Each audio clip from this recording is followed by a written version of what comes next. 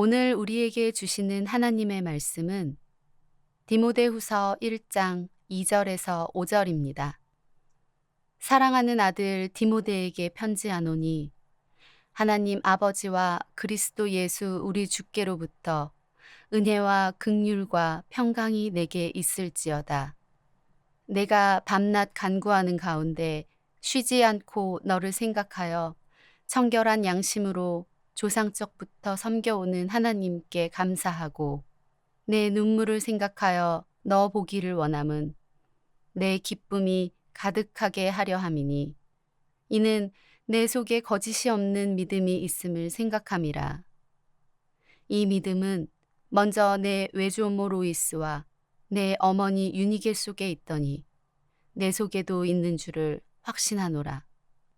이는 살아계신 하나님의 말씀입니다.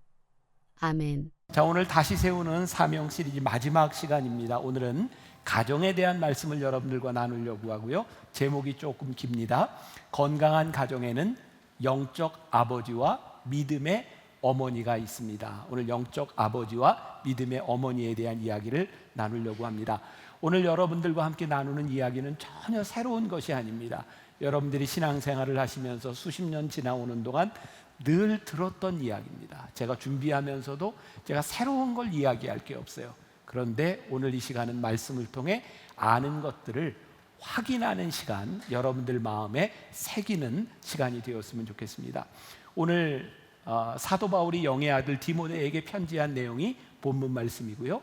오늘 이 말씀을 통해서 저는 두 가지를 생각하게 되는데, 하나는 영적인 가정을 이루는 일과 또 하나는 육적인 혈통으로 내려가는 믿음의 가문을 이루는 일. 그러니까 영적인 가정의 모습과 육적인 믿음의 혈통이 중요하다는 말씀을 드리려고 합니다. 오늘 사도 바울이 이렇게 편지를 하고 있죠. 사랑하는 아들 디모데에게.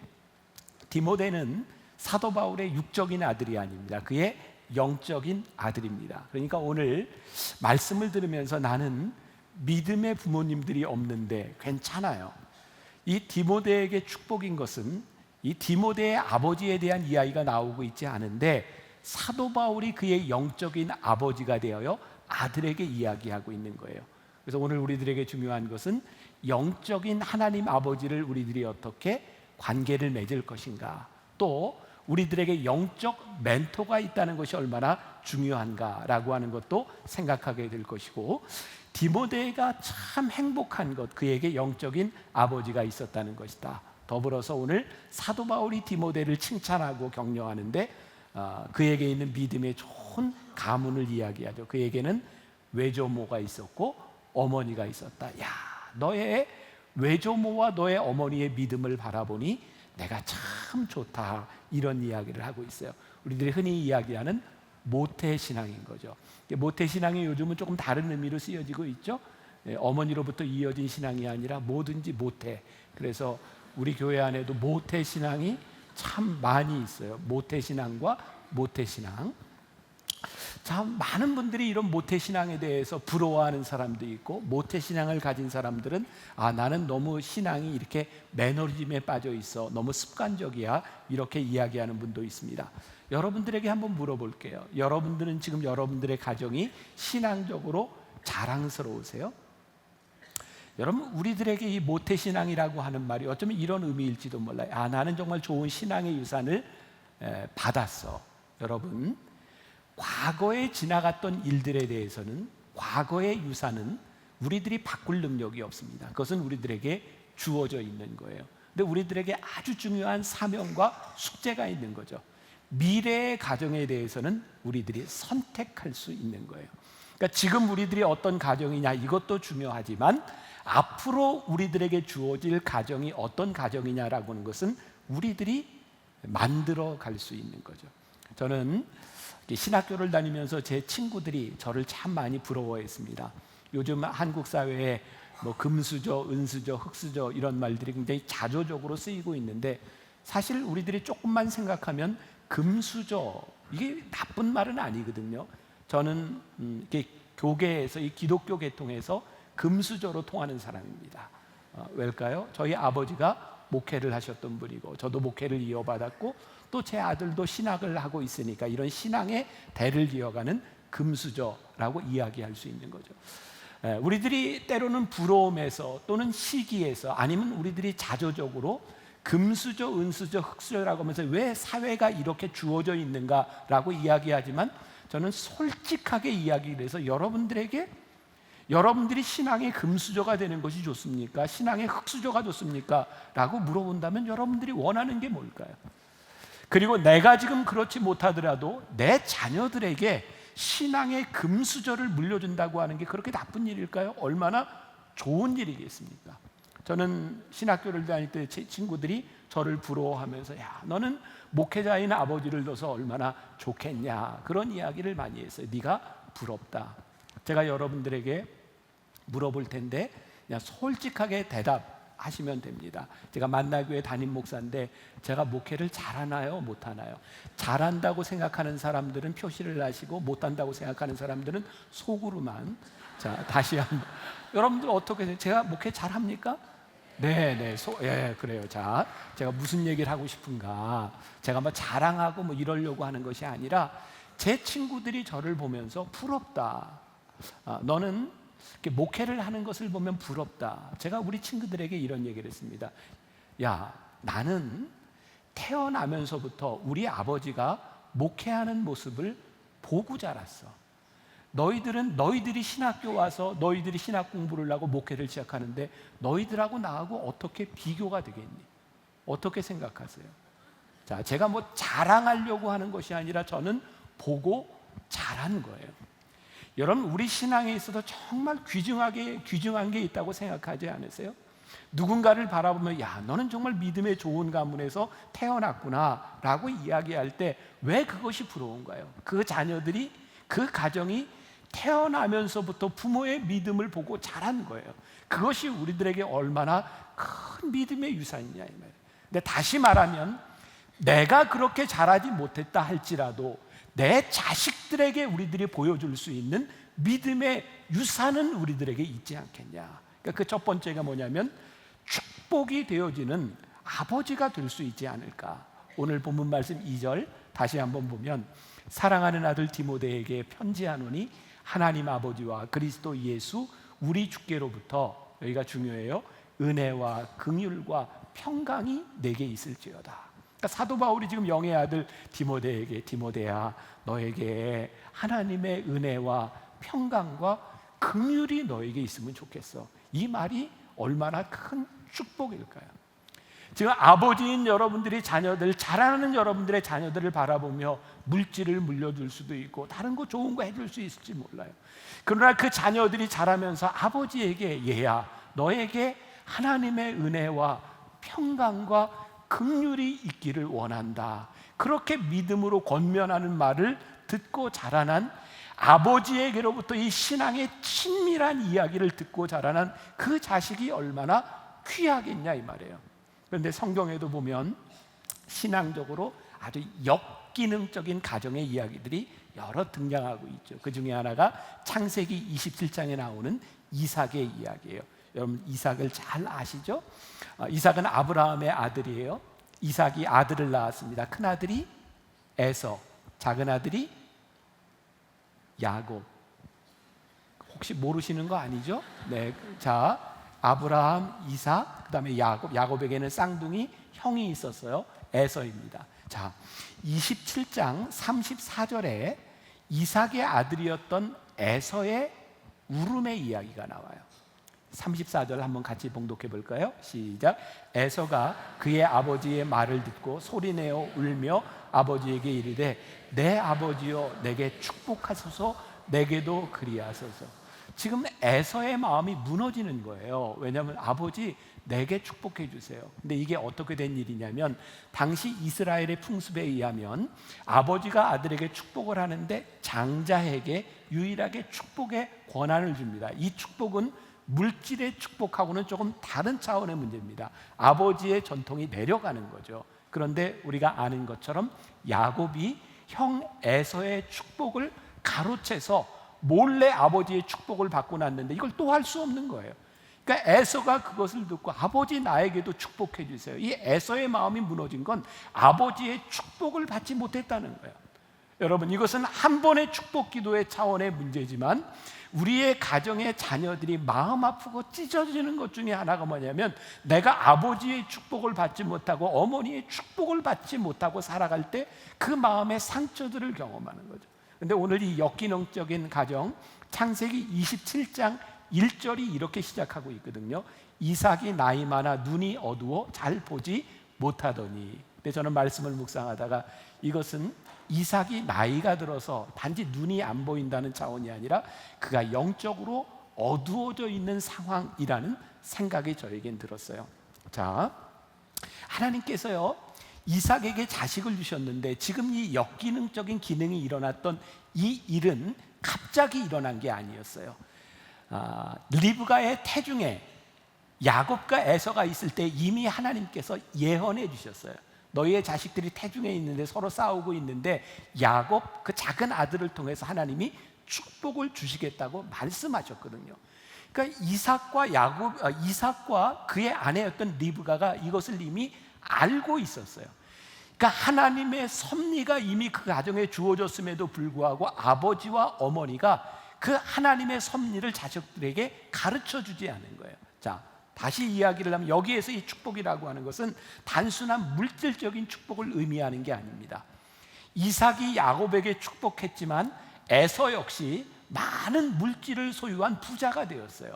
야곱도 물질을 소유했어요. 그러니까 이것은 물질에 대한 문제가 아니라 축복의 흐름에 대한 문제였거든요. 그러니까 어머니와 아버지가 이 자식들에게 우리 집안의 믿음의 혈통과 하나님께서 이렇게 역사하신다는 것을 잘 가르쳤더라면 이렇게 역기능이 일어나지는 않았을 거예요. 그런데 이삭은 큰아들 에서를 편애했다고 되어 있어요. 왜냐하면 이삭이 보기에 사냥도 하고 남자다운 큰 아들이 마음에 드는 거예요.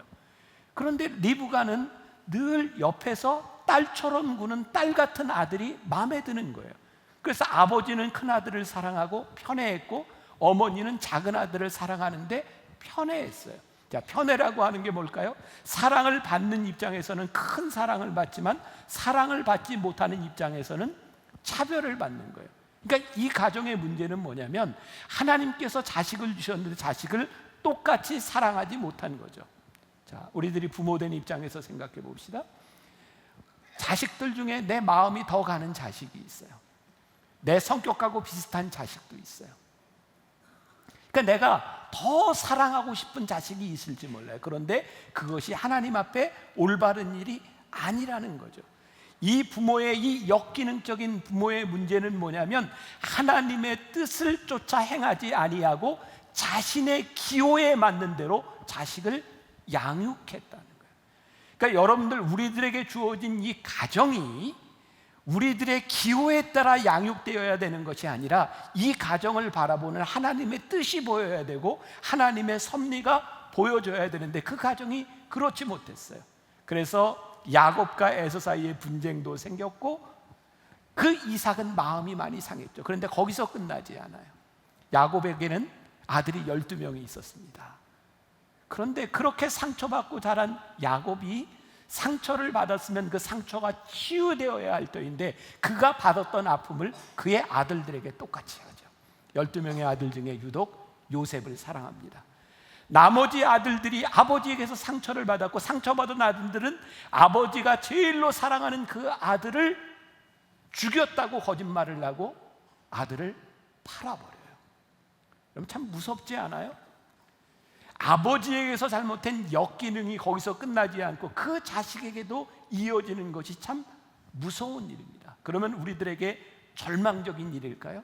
제가 오늘 여러분들에게 정말 권하고 싶은 일 가운데 하나가 역기능적인 우리의 가정의 모습이 있다고 하면 이것을 누가 끊을 것이냐라는 거예요. 아버지의 사랑을 받지 못해서 상처받은 그 영혼들이 하나님 아버지의 관계와 사랑 가운데서 이 역기능을 끊어버려야 한다는 거예요. 자, 여러분들, 우리가 잘 알고 있는 누가복음 15장에 돌아온 탕자의 이야기가 있습니다. 돌아온 탕자의 주인공은 누구예요? 저는 어려운 건 안 물어요. 탕자죠. 제목에 나와 있잖아요. 그래서 우리는 그동안 탕자에 대한 이야기를 많이 들었고, 우리는 전도지에 그 그림을 그려서 여러분, 우리들이 죄를 짓고 떠나갔지만 돌아오세요. 탕자는 아버지가 받아주십니다. 그래서 탕자에 대한 이야기를 많이 했어요. 영어로 이 돌아온 탕자를 prodigal son이라고 합니다. prodigal이라고 하는 말이요, 웹스터 사전에 보면 아낌없이 주는, 허비하는 그런 얘기입니다. 여기서 prodigal이라고 하는 말은 아들에게 초점이 맞춰진 것이 아니라 아들에게 아낌없이 사랑을 허비하고 있는 그 아버지의 아들이라는 거예요. 그러니까 우리들이 지금까지 생각했던 아들이 죄를 지었지만 그 아들이 돌아오면 된다, 여기에 초점이 맞춰진 것이 아니라 그 아들을 끝까지 잊어버리지 않고 기다리시는, 아낌없이 주는 아버지와의 관계의 회복에 이 말씀이 초점이 있는 거예요. 그러니까 오늘 우리들에게 역기능적인 가정으로 인하여 우리의 가정이 깨어졌다, 이것이 절망이 아니라 우리들의 인생에서 하나님 아버지, 아낌없이 우리들에게 사랑을 주시는 그 하나님을 만남으로 인하여 우리의 가정이 어떻게 회복되느냐에 대한 문제인 거죠. 야곱이 그렇게 역기능적인 가정에서 그가 많은 상처를 가지고 있지만 그래도 야곱이 하나님을 붙들 수 있었던 것이 뭐냐면 베델에서 하나님을 만난 거죠. 그는 완전하지 못했지만 하나님 아버지를 만난 경험이 있어요. 요셉은 형제들에게 팔려나간 아픔이 있었지만 애굽에서 살아가는 동안 하나님과 동행하며 인격적인 만남 가운데서 살았던 사람이에요. 그는 그의 상처를 극복하죠. 그래서 오늘 우리들에게 이 가정의 역기능적인 부분들이 우리들에게 절망적인 것이 아니라 우리들이 어떻게 소망적인 가정을 만들 것인가, 하나님과의 관계를 회복할 것인가, 영적인 관계에 있는 거예요. 그래서 오늘 여러분들에게 제가 권면하고, 우리들이 모르는 이야기 아니거든요. 우리들이 영적으로 건강한 가정을 만든다고 하는 것이 얼마나 중요한 일인가. 이제 저도 결혼 정년기에 아이들을 두고 있어요. 여러분들 중에도 많은 이제 결혼 출가를 시킨 가정도 있는데, 제가 우리 교회에서 그런 경우들을 참 많이 보거든요. 다는 아니지만 결혼시킬 때 되면 아들내미가 며느리감을 데려오면 그렇게 마음에 들어하는 사람이 많지 않더라고요. 딸내미가 사윗감을 가지고 오면 그렇게 쉽게 마음에 들어하는 사람이 많지 않더라고요. 부모가 원하는 것과 다른 거죠. 저도 결혼 정년기에 아이들을 두면서 제 마음속에 이런 생각을 하는 거예요. 이놈들이 누구를 데려올까, 누구와 결혼할까 라고 생각하면서 내가 우리 아이를 영적으로 잘 양육했다면 그 아이가 데려오는 사람이 누군지 모르지만 내가 자식을 믿어줄 수 있을까? 자식이 부모를 바라보며 우리 부모님은 신앙적으로 정말 좋은 부모님이야 라고 생각한다면 자식이 부모님이 이 사람이 좋다라고 이야기할 때 부모님을 믿어줄 수 있는 사람이 되어줄 수 있는가? 결국 우리들에게 이 신뢰라고 하는 것, 하나님 안에 우리들이 영적 가정을 만든다고 하는 것은 우리 자녀들과 부모들 사이에 일어날 수 있는 많은 관계적인 측면에서도 작용을 하는 거죠. 결국 내 호불호에 대한 것이 아니라 하나님의 관계 속에서 우리의 가정을 볼 수 있는 것, 이것이 영적인 아버지가 자녀를, 가정을 이끌어갈 수 있는 방법이 아닐까. 자, 이제 우리들에게 믿음의 대를 이어주는 어머니에 대한 역할도 이야기를 해보려고 그래요. 자, 3절과 4절과 5절을 보세요. 여기에 여러분들이 혹시 성경을 가지고 있다면 청결한 양심, 거짓 없는 믿음이라고 하는데 이렇게 줄을 그으면서 한번 같이 보겠습니다. 3절, 4절, 5절 같이 봅니다. 시작.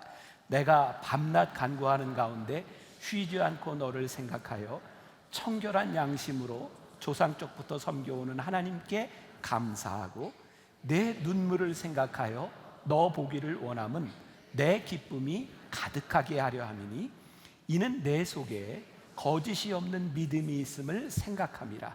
이 믿음은 먼저 내 외조모 로이스와 내 어머니 유니게 속에 있더니 내 속에 있는 줄을 확신하노라. 자, 문맥상 보세요.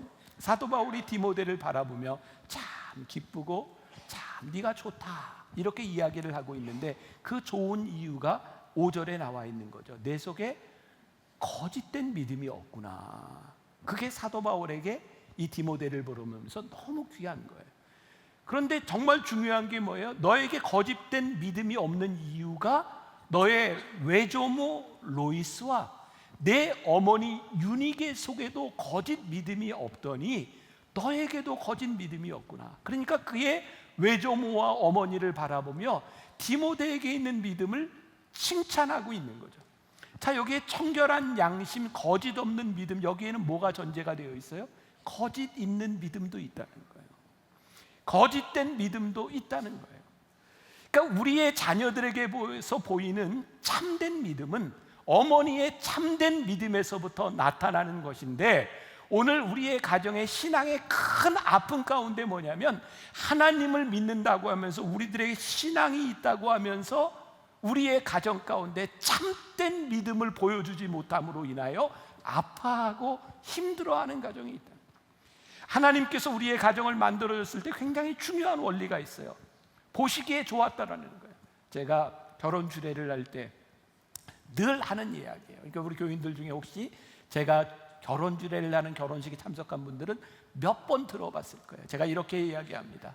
하나님께서 이 가정을 만들어진 중요한 창세기의 원리가 있는데, 창조의 원리가 있는데, 하나님께서 아담을 보시고 보시기에 좋지 아니하여 보기에 좋도록 돕는 배필을 만들어 주셨다는 거예요. 그러니까 이 결혼은요, 가정은요, 돕는 배필로 하나님께서 만들어 주신 것이지, 돕는 사람으로 만들어 주신 것이지, 도와달라 그렇게 만들어 주신 게 아니라는 거예요. 이게 가정의 아픔은 어디 가운데서 시작이 되는가? 남편이 아내를 향하여 네가 나 좀 도와줬으면 좋겠다. 아내가 남편을 바라보며 서로 도와달라고 이야기를 하는데 그 도움을 충족시킬 만한 방법은 없는 거예요. 왜? 내 기준을 만족시킬 수 없어요. 자식이 부모를 바라보며 부모가 나를 좀 도와줬으면 좋겠다라고 하는 마음을 충족해 줄 수 있는 부모는 없는 거예요. 부모가 자식을 바라보며 이 자식이 커서 나에게 이런 자식이 되었으면 좋겠다고 생각하지만 그런 자식은 우리들에게 없다는 거예요. 결국 가정의 아픔과 깨어짐에 대한 아픔들은 다 내가 나에게 도움이 됐으면 좋겠다라고 생각하기 때문에 오는 거예요. 그래서 가정의 중요한 이 참된 믿음은요, 하나님께서 우리들에게 준 중요한 원리 가운데 하나는, 가정이 가질 수 있는 행복감은 어디에서부터 오는 것이냐면, 내가 이 사람에게 좋은 사람이 되려고 할 때 오는 거죠. 제가 어제 토요일에 예배를 드리며 설교하면서 토요일 내게 나왔으니까 우리 지금 10시, 12시 예배가 너무 비좁아요. 그러니까 토요 예배 좀 나오세요. 네? 네, 토요 예배 가끔 이렇게 나오셔서 좀 이렇게 다른 사람들에게 자리도 좀 배려하고 그러면 좋을 것 같아요. 제가 이렇게 아내를 보는데 토요일 날 보니까 그땐 교인이 그렇게 많지 않으니까 저기 보이더라고요. 제가 설교 시간에 아내를 향해서 그렇게 이야기를 했어요. 요즘 제가 아내에게 도움이 되려고 노력을 많이 하거든요. 정말 좋은 남편이 되려고 노력을 많이 해요. 내가 조금 더 이런 생각을 일찍 했다라면 내 아내가 더 행복했을 텐데 어떻게 생각하냐고. 그랬더니 제 아내가 격하게 고개를 끄덕끄덕했어요. 제가 진짜 노력하거든요. 여러분들 중에 많은 분들은 아시지만 저희 딸아이가 조금 아픔이 있잖아요. 근데 요즘 우리 딸아이가 엄마 옆에 붙어서 설거지를 해요. 엄마 설거지 내가 한다고. 어제 아침에 제가 처음으로, 우리 딸내미 태어나고 처음으로 우리 딸내미가 커피를 타서 저에게 갖다 줬어요. 정말 여러분들이 생각하기에는 아무것도 아닐지 모르겠는데 너무 행복한 거예요. 너무 감사한 거예요.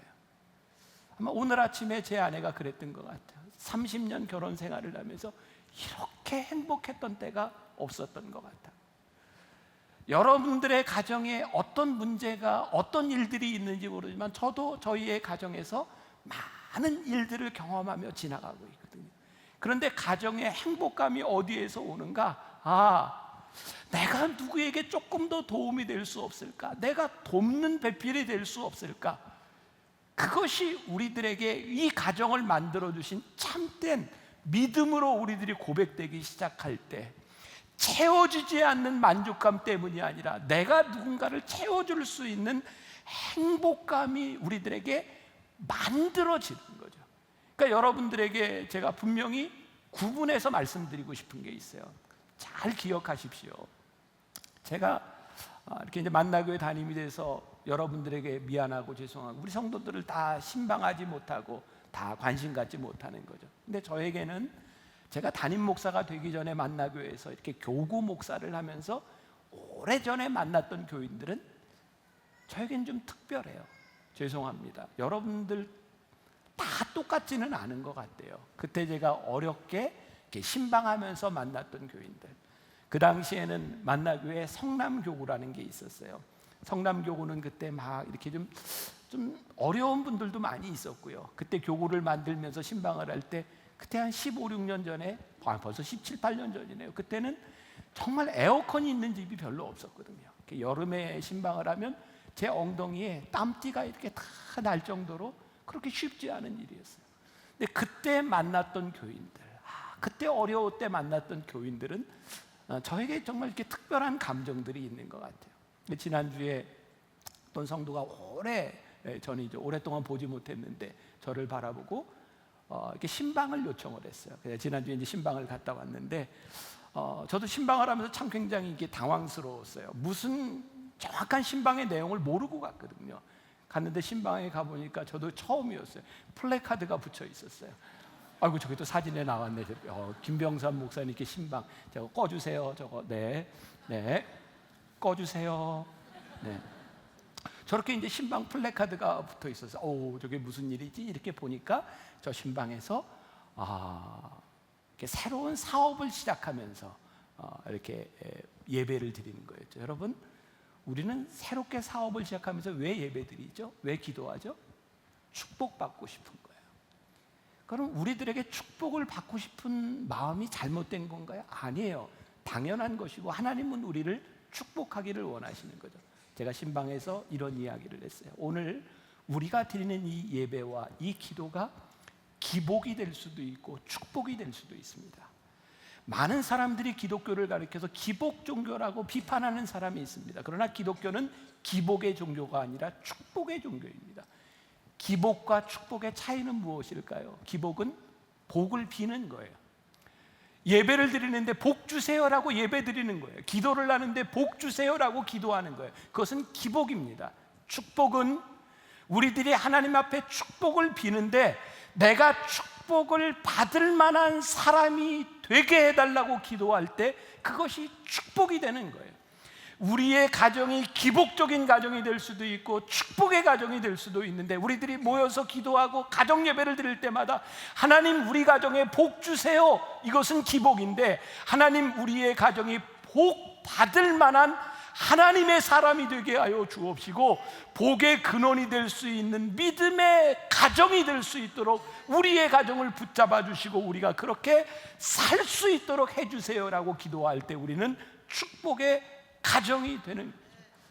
그러니까 우리들이 기복이 되느냐 축복이 되느냐, 그래서 잠언 22장 6절에 보면 아주 중요한 훈련의 원칙을 제시하고 있는데 마땅히 행할 길을 아이에게 가르치라 그리하면 늙어도 그것을 떠나지 아니하리라. 그러니까 이 말씀은 무슨 이야기예요? 우리들이 가정에서 예배를 드리고 우리들이 신앙교육을 하고 가정 사역 여러 가지를 하는데 마땅히 행할 길을 가르치지 않는다는 거예요. 제가 그제 금요일에 오살리 기도원에서 어떤 집회가 있었습니다. 집회를 마치고 났는데 어떤 분이 급하게 저에게 쪽지를 하나 주고 갔어요. 급해서 자기 수련회에 와 있던 그 이름표를 뽑아가지고 저에게 메모를 해서 주고 갔는데 이런 내용이었어요. 목사님, 저의 위선이 아들을 교회에서 떠나게 합니다. 제대하고 직업을 구하는 중이지만 제 기도는 그것이 아닙니다. 아들이 분당에 머물 수 있는 직업을 얻어서 목사님 곁에서 양육되게 기도해 주세요. 그리고 밑에 이제 연락처랑 이런 걸 저에게 주었어요. 여기에서 물론 그분이 그날 저녁 예배 때 은혜를 받았으니까 만나교회 옆에서 직업을 얻고 목사님의 교육을 받았으면 좋겠습니다. 근데 저는 이게 저의 눈에 들어오는 게 아니었어요. 저는 이 어머니의 아픈 마음이 보였어요. 목사님, 저의 위선이 아들을 교회에서 떠나게 만들었습니다. 지금 어디에서 신앙생활을 하느냐 그것이 중요한 게 아니라 위선이 아들을 떠나게 만들었습니다. 우리가 복된 가정을 꿈꾸며 믿음의 가정을 꿈꾸는데 우리는 너무나 자의적이고 너무나 자기중심적이고 너무나 거짓된 믿음을 우리 자녀들에게 보내주고 우리의 가정에서 우리의 자녀들과 우리의 가정의 교회를 떠나는 신앙을 떠나는 이유 가운데 하나가 상처를 받는 이유 가운데 하나가 마땅히 행할 것을 가르쳐 주지 못하고 우리들이 상처를 받는 역기능적인 가정이 되는 것은 아닌가. 그래서 축복의 가정을 원한다면 우리들이 마땅히 행할 일이 무엇인지, 지혜가 무엇이고 의가 무엇이고 거룩이 무엇이고 평화가 무엇이고 생명이 무엇이고 주님과 동행하는 것이 무엇인지를 마땅히 행할 것을 우리들이 가르쳐 줘야 하는데 우리가 그 마땅히 행할 것을 가르치지 못하고 있다는 거예요. 그리고 이 마땅히 행할 것이라고 하는 것은 어떤 면에서 보면 훈련에 대한 문제인 것 같아요. 여러분, 마땅히 행할 것을 가르치는 게 쉽지 않습니다. 자, 제가 오늘 막 금수저에다 막 제 자랑이 좀 나오는데 그냥 자랑하는 김에 그냥 끝까지 가볼랍니다. 네. 제가 운동신경이 꽤 좋습니다. 제가 제주도에서 한번 말을 타본 적이 있거든요.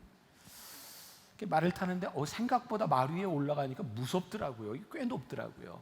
처음에는 이렇게 말을 타면서 이렇게 걷는 것부터 가르쳐 주더라고요. 따그닥 이렇게 걷는데 조금 있다가 그분이 혼자 달려보라 그러는 거예요. 그래서 말 고삐를 잡고 달리는데 그렇죠? 따그닥 하잖아요.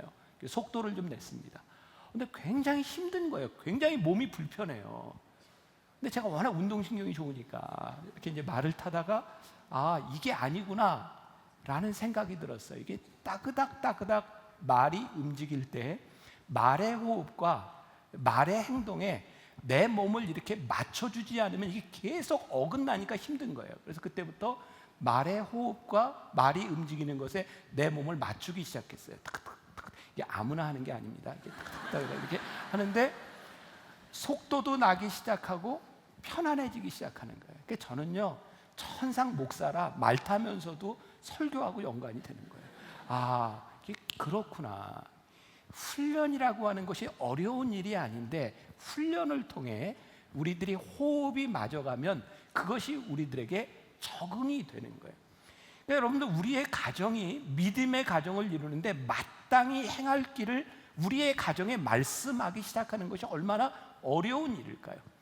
이 세상을 살아가며 우리들이 살아갔던 세상의 원리가 있고 세상의 호흡이 있는데 마땅히 행할 하나님의 원리들이 가정에 적용되는 것이 쉬운 일이 아닌 거죠. 그런데 이것이 훈련을 통해서 우리들에게 마저 가야 되는 거예요. 그러니까 이게 성공적인 훈련은요, 규칙을 주입시켜 주는 게 아니에요. 이것이 규칙이다, 이렇게 하십시오가 아니라 그것이 우리들의 삶에서 얼마나 자연스럽게 습관이 형성되느냐에 대한 문제인 거예요. 그러니까 다시 이야기를 해요. 우리들이 과거에 지나왔던 지금 나에게 주어진 상황에 대한 결정권은 우리들에게 없는 거예요. 우리는 지금 과거에 살아왔던 삶으로 우리들이 지금 이 가정을 가지고 있는 거예요. 정말 중요한 것은 앞으로 미래에 주어질 가정에 대하여 우리들의 선택과 우리들의 결단이 있는 거예요. 우리들이 어떻게 만들어갈 것인가, 마땅히 행할 길을 가르치며 우리들이 어떻게 이 가정을 세워나갈 것인가. 저는 만나교회 사역을 하면서 결혼 예비학교도 만들고 또 우리 마돌와이즈도 만들고 또 이제 곧 시작하게 될 5년 차에서 10년 차의 젊은 부부들을 가르치고 또 9월 말부터 제가 남자들과 함께 남성 성경부를 하게 될 터인데 그 모든 것들을 하는 이유들이 어려워요. 쉽지 않아요. 우리의 인생에서 이 바쁜 사회 가운데서 시간을 내어 말씀을 배운다는 게 쉽지 않은 거예요. 그런데 우리들이 그 습관을 만들어 가는 거예요. 이 가정의 중심이 무엇이고 마땅히 행할 것이 무엇이고 하나님의 원리가 무엇인지를 우리들이 배워나가면서 이것이 우리들에게 익숙해지기 시작하면서 이 믿음의 가정의 중심이 세워지기 시작하는 거예요. 그러니까 이것이 세워지기까지 힘든 거예요. 여러분들 한번 그냥 주변을 보세요. 참 많은 것들이 보이지 않아요? 참 놀랍지 않아요? 이렇게 많은 것들이 보이는데 여러분들은 설교 시간에 지금 저만 보고 계셨잖아요. 왜 그럴까요? 여러분들이 저를 보기에 집중했기 때문이 아닌가요? 혹시 지금까지 이렇게 설교를 듣는 동안 저 찬양대 누가 보이셨나요? 네, 보였다면 딴 생각을 한 거죠. 그러니까 설교를 들었다면 여러분들은 제가 보였을 거예요. 여러분들이 저를 보기로 작정했다는 거죠. 그러면 외부에 있는 것이 보이는 것이 아니라 내가 보이기로 생각한 것이 보이는 거죠. 여러분들이 이렇게 작정하면 되는 일도 있지만 훈련하지 않으면 안 되는 일도 있는 거예요. 제 아내가 보청기를 낀 지 한 10년쯤 됐습니다. 제가 자랑을 한 김에 조금 더 해도 될까요? 지난 3주 동안에도 우리 이열치열 부흥회를 했고 가끔 이렇게 강사들이 와서 이렇게 말씀을 전하는 경우가 있죠. 이건 제 아내가 하는 이야기입니다. 어떤 강사가 와서 설교를 해도 자기가 듣기에는 제가 최고래요. 자, 근데 끝까지 들으셔야 돼요. 그런데 최고인 이유가 뭐냐면 제 아내가 보청기를 이렇게 끼다 보니까 이제 10년째 됐는데 보청기를 끼고 제일 힘들었던 게요. 보청기를 끄면 모든 소리가 다 크게 들립니다. 너무너무 힘들대요. 저는 안 껴봤으니까 모르는데 그래서 보청기를 끼고 여기 보청기를 낀 분들은 아마 공감이 가실 거예요. 어떤 훈련을 하냐면 내가 듣고 싶은 소리를 듣는 훈련을 하는 거예요. 참 신기하죠. 사람의 귀가 막 소리들이 들리는데 내가 듣고 싶은 소리를 듣는 훈련을 하는 거예요. 근데 제 아내는 저와 함께 30년을 살면서 얼마나 많은 설교를 들었겠습니까? 그러니까 설교를 들으면서 제 설교를 듣는 귀에 최적화가 되어 있는 거예요. 그래서 어떤 목사님이 설교를 와서 해도 처음 듣는 소리들은 안 들리는 거예요. 제 아내는 제가 최고라는 거예요. 그런데 저에게 이런 이야기를 해요. 여러분, 솔직하게 이야기해요. 저는 솔직한 걸 좋아하니까. 지금 이렇게 설교를 들으면서 여러분들 느끼기에 제가 발음이 참 정확하지 않습니까? 격하게, 네, 제가 굉장히 정확하거든요. 제 아내가 제 아내가 이런 이야기를 하는 거예요. 제가 발음이 정확한 이유가 뭐냐면 제 아내가 귀가 너무 안 좋으니까 덜 안 들린다고 하니까 제가 아내에게 말을 잘 전달하기 위해서 살다 보니 발음이 정확해졌다는 거예요. 그래서 제가 이렇게 발음이 정확한 목사가 된 것은 자기 때문이라는 거예요. 이게 그러니까 누구 칭찬인지 모르겠어요. 이게 부부는 이렇게 닮아가는 거죠. 자, 제가 무슨 얘기를 하고 싶어요? 제 아내가 말을 듣는데 제 소리가 들리고 듣고 싶은 것을 듣는데 그렇게 쉽지 않았다는 거예요. 여러분, 이 세상에는 얼마나 많은 소리들이 있어요. 우리들이 신앙으로 말씀으로 훈련되지 않으면 우리들이 들어야 될 소리를 듣는 것이 쉽지 않은 거예요. 결국 우리들의 삶의 중심이 무엇이 있는가, 이 중심에서 무엇이 나를 이끌어주고 이 원리가 나를 무엇이 붙잡아 주는가, 이것이 확실하지 않으면 이 세상 가운데서 우리들이 믿음의 가문을 이어가고 영적 원리를 가지는 것이 결코 쉽지 않다는 거예요. 그래서 제가 남성 성경 공부를 할 때 남자들에게 끊임없이 가르치는 게 있는 거예요. 여러분들의 삶의 중심 우선순위가 무엇이 돼야 되는가를 분명히 생각하십시오. 첫 번째, 우리의 신앙에서 하나님 중심으로 살아간다는 것이 무엇인지를 알아야 되고, 두 번째 중요한 것이 가정을 중심으로 살아가는 것이 무엇이 중요한지를 알아야 되고, 세 번째 직업이 중요하다는 것을 잊지 마. 이게 신앙의 원리라는 거예요. 예를 들어보면 여러분들이 살아가다가 여러분들의 삶에는 많은 선택의 기회들이 있는 거예요. 이 직장을 선택할지 이 직장을 선택할지, 물론 이 선택하는 거에 따라서 돈에 대한 문제, 편리성에 대한 문제, 많은 것들이 우리들에게 작용이 된다는 거죠. 그런데 하나님 중심적으로 살아간다고 하는 것은 우리의 가정을 바라보며 내가 직업을 선택할 때 돈에 대한 손해를 볼 수 있어요. 때로는 내 포지션에 대한 손해가 될 수도 있지만, 그럼에도 불구하고 이 손해를 보아야 내가 믿음을 지키고 내 신앙의 중심이 세워지는 것이라면 기꺼이 손해볼 수 있는 거예요. 왜? 나의 중심이 정해져 있으니까. 여러분들이 직장을 정할 때 여러분들의 자녀와 가정을 바라보면서 내가 이 직장을 정하면 내가 돈을 더 많이 벌 수 있을지 모르지만 우리의 가정에 조금이라도 해가 된다면 내 삶의 기준의 원칙이 무엇이 돼야 되는가, 이 말이에요. 그러니까 우리들이 하나님의 말씀을 배우고 마땅히 행할 것을 가르치고 우리 자녀들에게 하나님의 말씀의 원리가 무엇인지를 우리들이 가르치고 지키게 될 때 우리는 기복이 아니라 축복을 받는 가정이 되는 거죠. 그러니까 오늘 여러분들에게 도전해드리고 싶은 게 무엇이냐? 기복이 아닌 축복의 가정이 되었으면 좋겠다. 제가 사진을 하나 보여드릴게요. 지난 변화산 때 일산에 있는 어떤 가정에서 저렇게 사진을 찍어서 보내줬어요. 아이들과 함께 새벽 예배를 일산에서 드리고 있는 거. 교회 올 수 있는 사정이 안 되는 거죠. 저는 저 아이들을 보면서, 저 사진을 보면서, 저 아이들에게 저 새벽에 일어나서 영상으로 예배를 드리는 저 시간이 얼마나 귀한 시간일까. 물론 변화산 때는 더 멀리서 오는 분들도 있어요. 그분들도 귀해요. 그러나 여러 가지 사정으로 인해서 예배를 참석하지 못하는 사람도 많고, 여러분들이 이 가까이에서 새벽 예배를 드릴 수 있다는 것이 여러분들에게 얼마나 큰 축복인 줄 아세요? 저는 저 사진을 보면서 저 아이들에게 심겨졌던 저 믿음의 추억들은 아이들이 앞으로 살아가면서 혹시 빗나갈지 몰라요. 하나님을 떠나갈지 몰라요. 근데 그 아이들로 하여금 돌아오게 만드는 것은 믿음의 추억. 저 만나교회를 보면 요즘 새로 등록하는 저희 교회는 젊은 부부들이 참 많아요. 이렇게 젊은 부부들을 보면 대부분이 모태신앙이에요. 근데 그분들이 거의 동일한 패턴을 가지고 있어요. 직장 때문에 여기저기 옮겨 다니다가 아이들을 키우면서 너무 힘들다가 이제 아이들이 얼마큼 자라서 젊은 부부들이 됐는데 어떻게 신앙생활을 할까 고민하다가 다시 돌아오는 거예요. 저는 그 젊은 부부들을 보면서 저들의 마음속에 새겨져 있었던 그 모태신앙, 그때 가지고 있었던 믿음의 추억들이 결국은 하나님의 말씀 앞에 돌아오게 만드는구나. 그러니까 여러분들 마땅히 행할 바를 여러분들이 자녀들에게 가르치고 믿음의 축복의 가정을 만드는 것은 어쩌면 지금 우리들의 눈에 그대로 결과로 드러나지 않는 경우일 수 있어요. 그런데 절대로 헛되지 않은 거예요.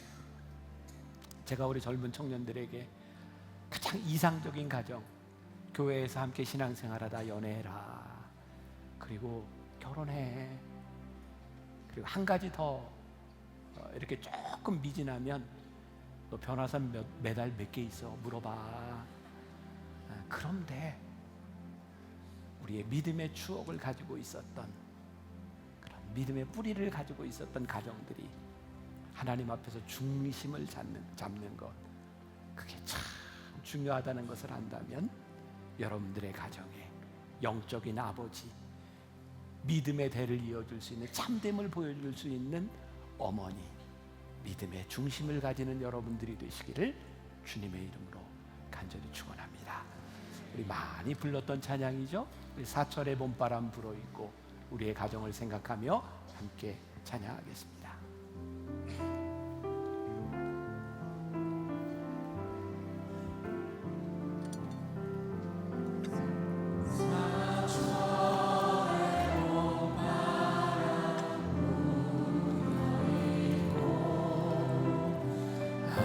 하나님 아버지 모셨으니 믿음의 반석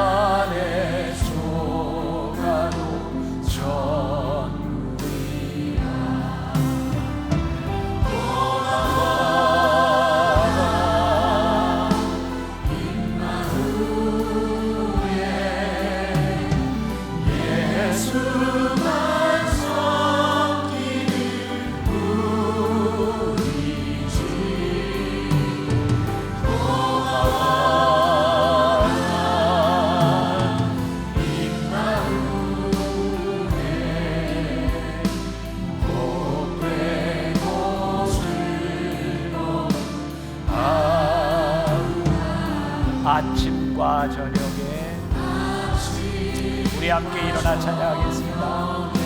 수고하여 다 같이 일하는 온 식구가 한 상에 눌러서 먹고 마셔. 여기가 우리의 낙원이야.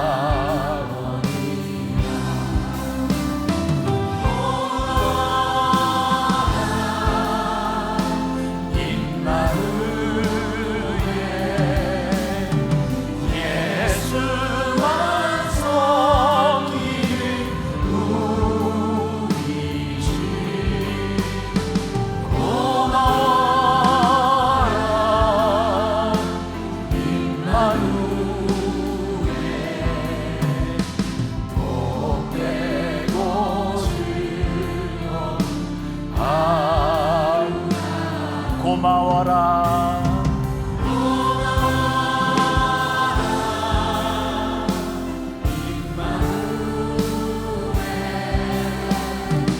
예수만 섬기는 우리 주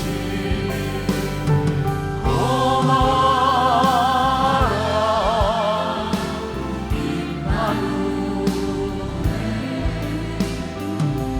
복되고 즐거운